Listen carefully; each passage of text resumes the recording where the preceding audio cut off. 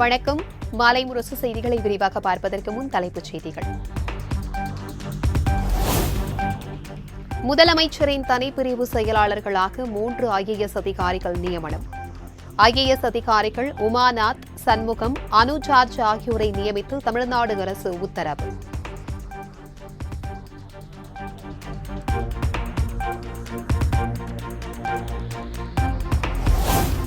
பயிற்சி மருத்துவர்களின் பாதுகாப்பை உறுதி செய்ய தேசிய அளவில் குழு அமைக்க வேண்டும்.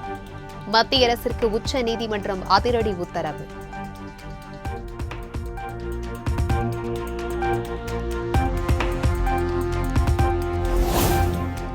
பயிற்சி மருத்துவர் கொலை வழக்கில் முதல் தகவல் அறிக்கையை தாமதமாக பதிவு செய்தது ஏன் என கொல்கத்தா அரசிற்கு உச்சநீதிமன்றம் கேள்வி.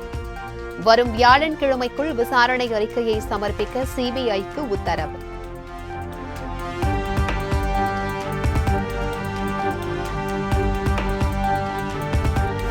இளம் பெண்கள் பாலியல் உணர்ச்சியை கட்டுப்படுத்த வேண்டும் என்ற கொல்கத்தா உயர்நீதிமன்றத்தின் பரிந்துரையை நிராகரித்தது உச்சநீதிமன்றம்.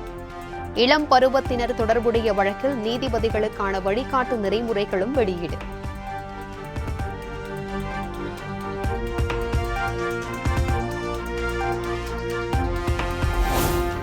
மத்திய அரசின் உயர் பதவிகளில் நேரடி நியமனங்கள் மேற்கொள்வது சமூக நீதி மீதான நேரடி தாக்குதல் என முதலமைச்சர் ஸ்டாலின் விமர்சனம். உடனடியாக இந்த முடிவை மத்திய அரசு கைவிட வேண்டும் எனவும் வலியுறுத்தல்.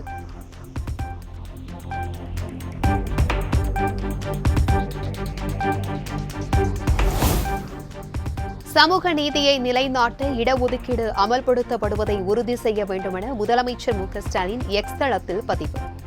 நியாயமான சமமான பதவி உயர்வுகளை வழங்குவதை மத்திய அரசு உறுதி செய்ய வேண்டும் எனவும் வலியுறுத்தல்.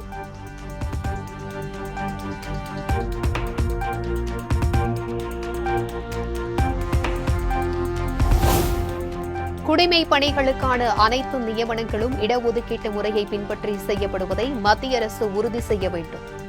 அதிகாரிகளை நேரடியாக நியமிக்கும் முடிவை மத்திய அரசு கைவிட வேண்டும் என பாமக நிறுவனர் ராமதாஸ் வலியுறுத்தல்.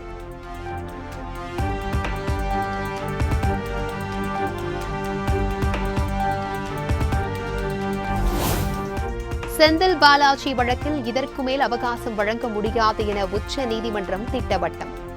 இன்றுதான் கடைசி நாள் என்று அமலாக்கத்துறைக்கு உச்சநீதிமன்ற நீதிபதிகள் கண்டிப்பு.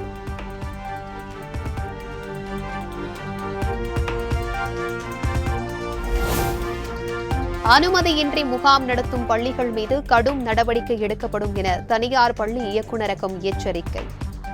எந்தவித முகாம் நடத்தினாலும் பெற்றோர் மாவட்ட கல்வி அலுவலரின் அனுமதியை பெற வேண்டும் எனவும் அறிவுறுத்தல்.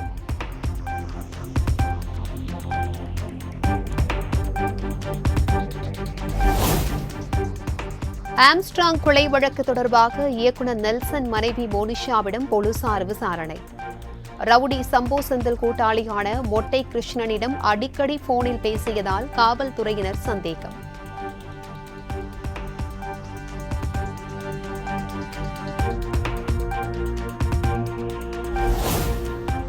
உரிமைகளுக்காக உறுதியுடன் நிற்கக்கூடியவர் முதலமைச்சர் ஸ்டாலின் என MP கனிமொழி பாராட்டு. கேட்ட நிவாரண நிதியை கூட தராத மத்திய அரசுடன் எப்படி நெருக்கமாக இருக்க முடியும் எனவும் கேள்வி.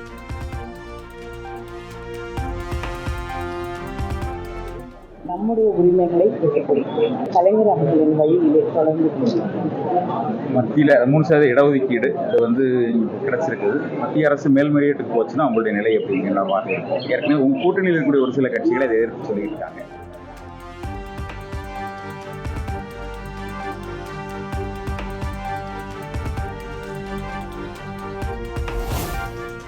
அமைச்சர் பெரியசாமிக்கு எதிரான வீட்டுமனை ஒதுக்கீடு முறைகேடு வழக்கு குற்றச்சாட்டு பதிவிற்காக ஆகஸ்ட் மாதம் 27ஆம் தேதிக்கு ஒத்திவைத்தது சென்னை சிறப்பு நீதிமன்றம்.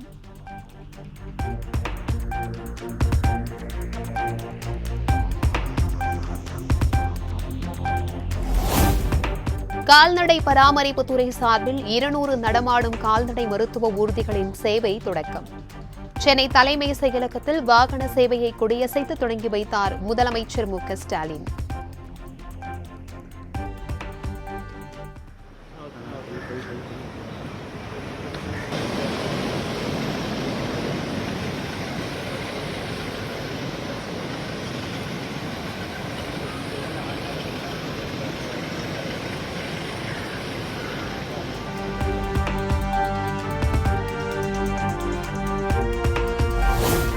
கருவூல கணக்கு துறையில் கணக்கர் பணியிடங்களுக்கு தேர்வான 537 பேருக்கு பணி நியமன ஆணை. சென்னை தலைமை செயலகத்தில் நியமன ஆணைகளை வழங்கி குழு புகைப்படம் எடுத்துக் கொண்டார் முதலமைச்சர்.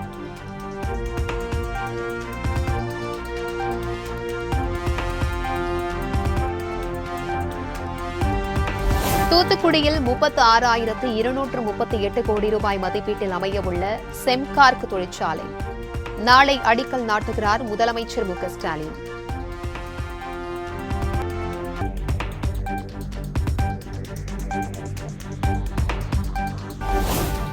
முன்னாள் பிரதமர் ராஜீவ் காந்தியின் 80வது பிறந்த நாள் இன்று கொண்டாட்டம். டெல்லியில் உள்ள நினைவிடத்தில் கொட்டும் மழையில் ராகுல் காந்தி மரியாதை.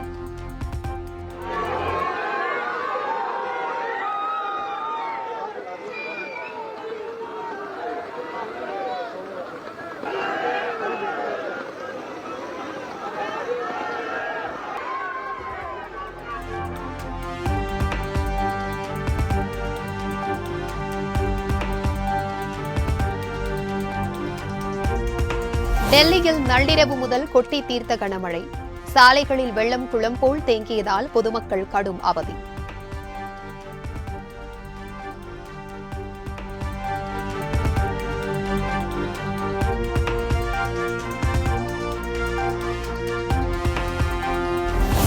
ஈரோடு நல்லாம்பட்டி அருகே கீழ்பவானி கால்வாயில் ஏற்பட்ட கசிவை ஆய்வு செய்தார் அமைச்சர் முத்துசாமி.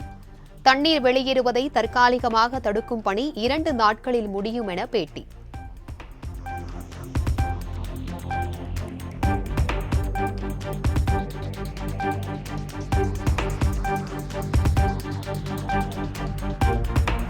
அண்ணாமலை அரசியல் முதிர்ச்சியின்றி பேசி வருவதாக அதிமுக முன்னாள் அமைச்சர் ஆர் பி உதயகுமார் விமர்சனம். முதலமைச்சரின் பேச்சு திமுக பாஜக உறவை அம்பலப்படுத்தியுள்ளதாகவும் குற்றச்சாட்டு.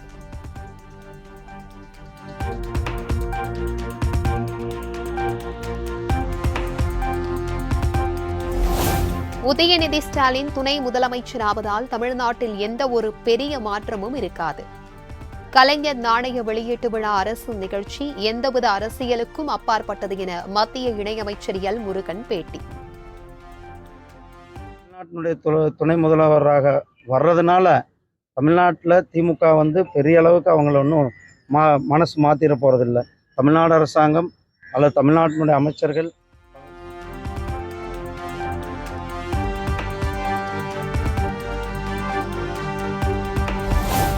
கமல்ஹாசன் தலைமையில் வரும் 23ஆம் தேதி மக்கள் நீதி மய்யம் கட்சியின் நிர்வாக குழு மற்றும் செயற்குழு கூட்டம்.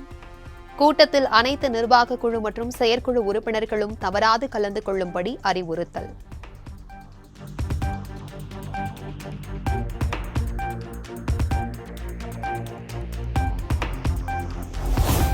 சென்னை ராயப்பேட்டையில் உள்ள எக்ஸ்பிரஸ் அவென்யூ மாலிற்கு இமெயில் மூலம் வெடிகுண்டு மிரட்டல்.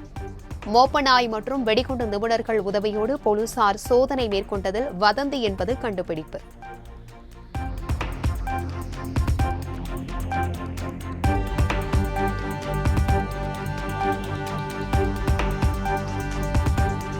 ஜோத்பூரில் இருந்து சென்னைக்கு ரயிலில் கொண்டு வரப்பட்ட 1600 கிலோ ஆட்டிறைச்சி பறிமுதல்.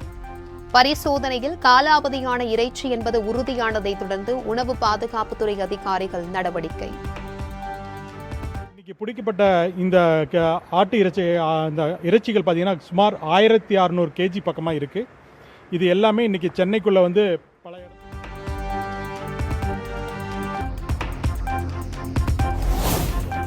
மயிலாப்பூர் நிதி நிறுவன மோசடி வழக்கில் கைது செய்யப்பட்டுள்ள தொழிலதிபர் தேவநாதன் மீது மேலும் 300 பேர் புகார்.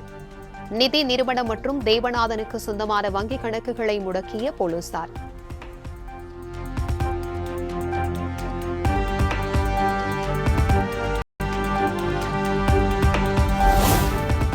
சுதந்திர போராட்ட வீரர் ஒண்டி வீரனின் 253வது நினைவு தினத்தை முன்னிட்டு பாதுகாப்பிற்காக 1000க்கும் மேற்பட்ட போலீசார் குவிப்பு. பச்சேரி கிராமத்திலிருந்து முளைப்பாறை எடுத்து வந்து மரியாதை செலுத்திய கிராம மக்கள்.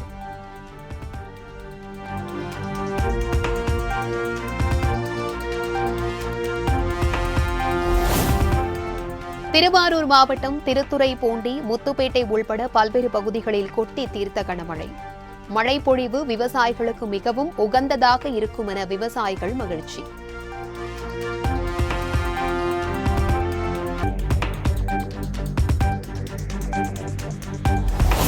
திருப்பூர் மாவட்டம் உடுமலை அருகே உள்ள திருமூர்த்தி அணை முழு கொள்ளளவை எட்டியது. பாலாறு கரையோர மக்களுக்கு வெள்ள அபாய எச்சரிக்கை.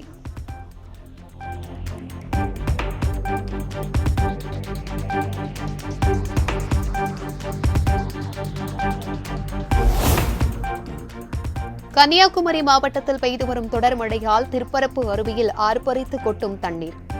சுற்றுலா பயணிகளின் பாதுகாப்பு கருதி 2வது நாளாக குளிக்க தடை விதிப்பு.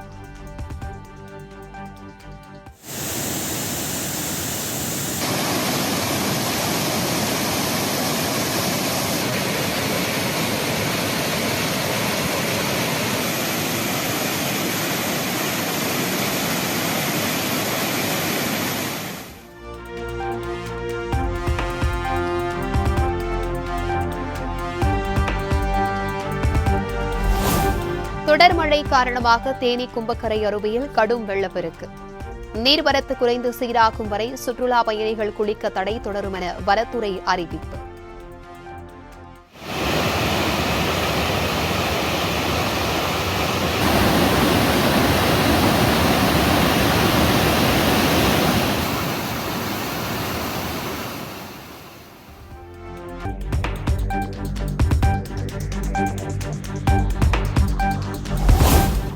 மேட்டூர் அணைக்கு நீர்வரத்து வினாடிக்கு 16,500 கனஅடியிலிருந்து 12,500 கனஅடியாக சரிவு. பாசனத்திற்கு வினாடிக்கு 12,000 கனஅடி நீரும், கிழக்கு மேற்கு கால்வாய் பாசனத்திற்கு 500 கனஅடி தண்ணீர் வெளியேற்றம்.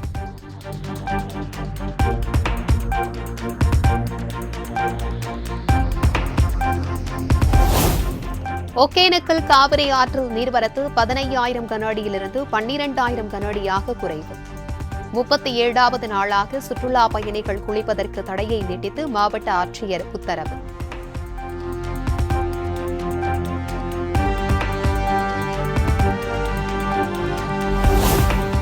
சென்னையில் ஆபரண தங்கத்தின் விலை சவரனுக்கு 80 ரூபாய் குறைந்து 53,280 ரூபாய்க்கு விற்பனை. 1 கிராம் தங்கம் 6,660 ரூபாய்க்கு விற்பனையாகிறது.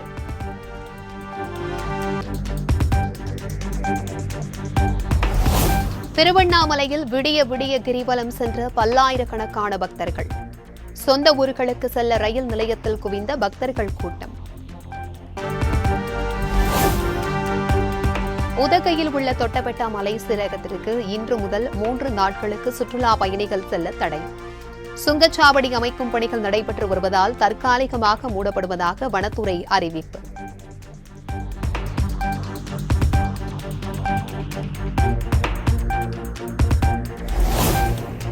சட்டமன்ற தேர்தல் நடைபெற உள்ள நிலையில் மக்களவை எதிர்க்கட்சித் தலைவர் ராகுல் காந்தி நாளை ஜம்மு காஷ்மீர் பயணம். தொகுதி பங்கீடு குறித்து கூட்டணி கட்சி தலைவர்களுடன் ஆலோசனை நடத்த உள்ளதாக தகவல்.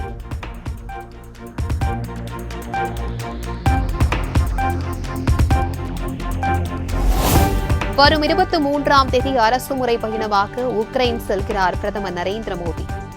போலந்து நாட்டிற்கு நாளை செல்ல உள்ள நிலையில் இந்திய வெளியுறவு அமைச்சகம் தகவல்.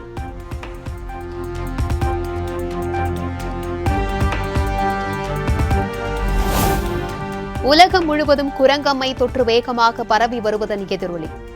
விமான நிலையங்கள், எல்லை பகுதிகளில் நோய் தடுப்பு நடவடிக்கைகளை தீவிரப்படுத்த வேண்டும் என மத்திய அரசு அறிவுறுத்தல்.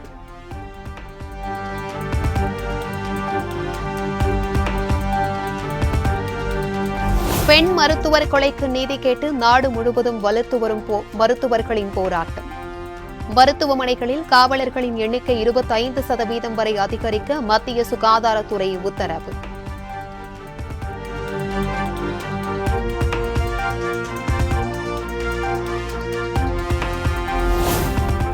ஜம்மு காஷ்மீரின் பாராமுல்லாவில் 4.9 ரிக்டர் அளவுகோலில் லேசான நில அதிர்வு. கட்டிடங்கள் லேசாக குலுங்கியதால் மக்கள் அச்சம்.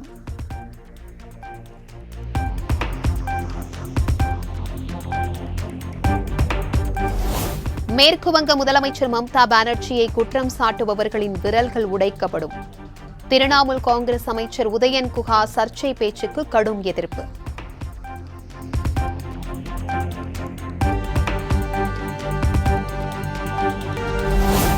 ஜம்மு காஷ்மீரில் பிரசித்தி பெற்ற அமர்நாத் குகை கோவிலுக்கு செல்வதற்கான புனித யாத்திரை நிறைவு.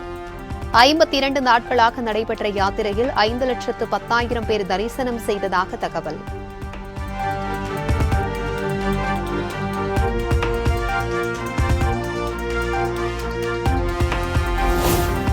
அமெரிக்க அதிபர் தேர்தலில் கமலா ஹாரிஸிற்கு ஆதரவு அதிகரித்துள்ளதால் வெற்றி வாய்ப்பு பிரகாசம். கருத்து கணிப்பு முடிவுகளால் கலங்கி நிற்கும் ட்ரம்ப்.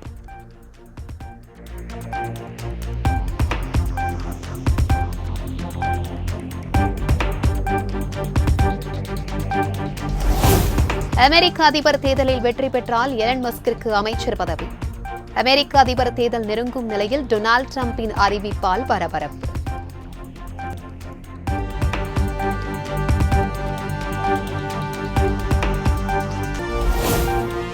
வினேஷ் போகத்தின் வெள்ளிப் பதக்க கோரிக்கை நிராகரிப்பு ஏன் என அறிக்கை தாக்கல். அனைத்து வீரர்களுக்கும் விதிமுறைகள் ஒன்றுதான் என சர்வதேச விளையாட்டு தீர்ப்பாயம் உத்தரவு.